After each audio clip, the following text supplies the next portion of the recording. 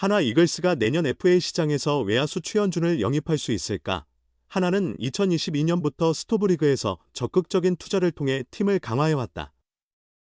2022 시즌 종료 후 하나는 LG 트윈스에서 뛰던 최은성과 6년 총액 90억 원의 계약을 체결했다. 그 후 지난해에는 KBO 리그 최고의 이루수 안치홍을 2년 총액 72억 원에 영입했다. 올해 역시 마찬가지였다. 하나는 뛰어난 수비력을 가진 유격수 심우준과 4년 최대 50억 원의 FA 계약을 체결한 데 이어 선발 최대어 엄상백을 4년 총액 78억 원에 영입했다. 심우준과 엄상백 계약에 총 128억 원을 지출한 하나는 2022년부터 FA 시장에서 290억 원을 투자했다. 선발진과 내야를 보강하며 전력이 강화되었지만 여전히 외야는 약점으로 남아있다. 2024 시즌 하나 외야수들의 OPS는 0.737로 키움 히어로즈, 0.720에 이어 두 번째로 낮았으며 타율은 0.25로 리그 최하위였다. 장진혁, 김태현, 최인호, 페라자가 외야를 번갈아 맡았지만 그 누구도 확신을 주지 못했다. 올해 외부 FA 영입 한도를 2명 채운 하나는 더 이상 외부 FA를 영입할 수 없다. 따라서 기존 자원으로 외야를 꾸려야 하며 만약 내년에도 같은 문제가 반복된다면 2025 시즌을 대비해 외야 보강에 나설 가능성이 크다. 내년 FA 시장에서는 기아 타이거즈의 대여급 외야수 최현준이 자격을 얻을 예정이다.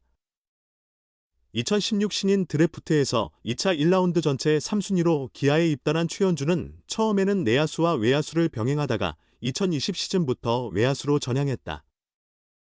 최현준의 기량은 2020년부터 본격적으로 만개했다.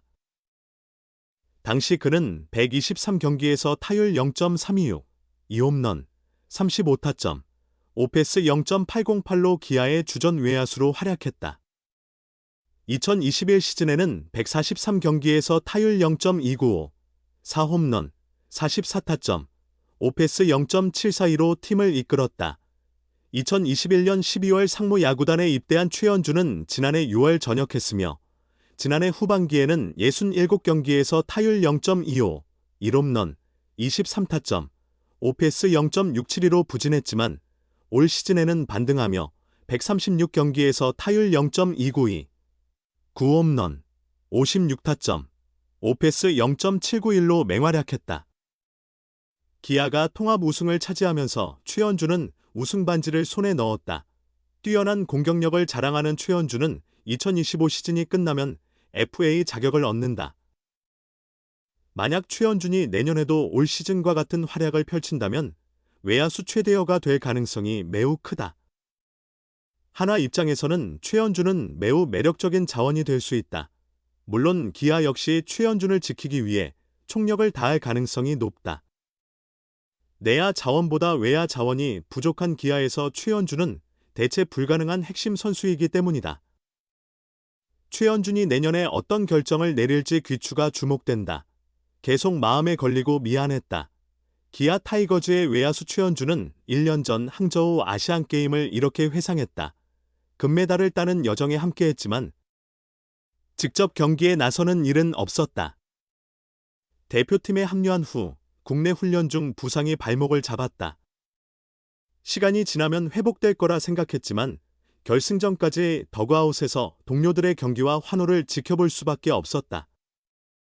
군 복무를 마친 예비역 신분으로 시즌 마지막 레이스를 뒤로 한 채 임한 대회였기에 그 아쉬움은 더 크게 다가왔다. 하지만 최현준이 느낀 아쉬움은 단순히 출전하지 못한 데서 그치지 않았다. 내가 부상을 당하면서 외야수가 한 명 부족해졌다. 감독님이나 다른 선수들에게 빈 자리가 부담이 될 수밖에 없었다. 그 부분이 계속 마음에 걸리고 미안했다. 1년 만에 다시 태극마크를 달게 된 최현준에게 2024 WBC 프리미어 12에서 돌아온 기회는 그만큼 더 소중하다. 최현준은 다시 선발될 기회가 생기면 꼭 잘하고 싶었는데 이렇게 좋은 기회가 다시 찾아왔다며 이 좋은 대회에서 멋진 경험을 할 수 있게 되어 정말 기쁘다. 한국 시리즈만큼 중요한 경기니까 비슷한 마음으로 준비하고 있다. 이번에는 꼭 팀에 도움이 되고 싶다고 강조했다. 지난해와 마찬가지로 류중일 감독의 팀은 이번에도 외야에서 변수에 직면해 있다. 구자욱과 김지찬, 이상 삼성, 이 차례로 부상을 당하며 외야 자원이 부족해진 상황. 류중일 감독은 추가 발탁 없이 최원준, 홍창기, LG, 윤동희, 롯데, 이주영, 키움, 4명만으로 외야를 구성했다. 이제 최원준이 외야에서의 리스크를 해결할 수 있는 활약을 보여줘야 한다. 최원준은 주어진 역할에 최선을 다할 준비가 되어 있다. 홍, 창기영, 윤, 동희, 주영 모두 훌륭한 외야수들이다.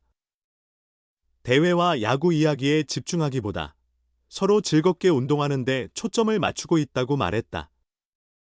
대만 타이베이돔과 텐무구장은 모두 인조잔디 구장이기 때문에 외야수들에게는 정확한 송구가 필수적인 환경이다. 텐무구장에서 이틀간 훈련한 최원준은 고척과 비슷한 느낌이라고 생각하면 된다. 바운드가 길게 떨어져서 송구는 최대한 낮게 해야 할 것 같다. 공을 잡을 때는 과감하게 들어가지 않으면 오히려 놓칠 위험이 커질 것 같다고 분석했다. 올해 기아의 V12 여정에서 최원준의 활약은 빼놓을 수 없다. 그는 센터라인과 코너를 오가며 외야를 안정적으로 지켰고 하위 타순에서 상위 타선으로 이어지는 중요한 역할을 했다. 정규 시즌과 한국 시리즈를 모두 제패하며 기쁨을 만끽할 수 있었지만 누적된 피로감은 분명 부담으로 다가왔다. 최원준 외에도 김도영, 최지민, 정혜영, 곽도규 등 V12의 공신들을 대표팀에 보낸 심재학 단장과 이범호 감독의 걱정도 크다. 심 단장과 이 감독은 최원준에게 다치면 큰일 난다며 농담 반 진담 반의 경고를 전했다. 이에 대해 최원준은 나이가 가장 많아서 연락을 받았다고 웃으며 다치지 말고 나라를 위해 열심히 하라고 전해달라고 하셨다고 말했다. 그는 모두 잘하는 친구들이라 걱정할 필요 없어요. 웃음. 한국 시리즈처럼 여기에서도 좋은 기억을 만들자고 이야기했다고 덧붙였다. V12의 에너지를 안고 태극마크를 단 최원준은 프리미어 12에서 보답과 반등에 집중하고 있다. 최원준은 한국 시리즈 때 너무 잘하려고 해서 오히려 반대의 결과가 나왔다. 막 달려들면 안 되는 거더라며 이번에도 잘하고 싶은 마음이 크지만 차분히 임하려 한다고 다짐했다. 금빛의 기쁨이 가득했던 류중일 감독의 항저우 아시안게임. 그러나 한 선수에게는 그 순간조차 미완성된 질문이 남았다. 2024 WBC 프리미어 11을 앞두고 야구 대표팀 류중일 감독은 다시 최원준을 호출했다. 1년 전 아시안게임 최종 엔트리에 포함되었지만 출전하지 못했던 아쉬움을 이번에 풀 기회를 잡았다. 1년이 지나 어깨는 더욱 무거워졌다. 출국을 사흘 앞둔 시점, 류중일호의 외야 구성에 비상이 걸렸다. 삼성 라이온즈의 캡틴 구자욱이 플레이오프 중 부상을 당하며 이탈했고 같은 팀의 김지찬도 발목 부상으로 대표팀에서 빠졌다. 현재 남은 외야수는 최원준, 홍창기, LG, 이주영, 키움, 윤동희, 롯데 등 4명뿐이다. 류 감독은 외야수는 4명만으로 가야 한다. 급할 때 신민재, LG, 가 외야로 나갈 수도 있다며 추가 발탁은 없을 것임을 시사했다. 최원준은 올해 개막 엔트리에 합류해 페넌트레이스 마지막 경기부터 한국 시리즈까지 풀타임을 소화했다. 이 시점에서 체력적인 부담이 더해질 수밖에 없다. 한국 시리즈에서는 그로 인한 체력 저하가 눈에 띄었지만 최근 고척에서 열린 일에서 2-1 쿠바전에서는 대수비로 출전하고 타석에서도 안타를 기록하는 등 좋은 시작을 보였다.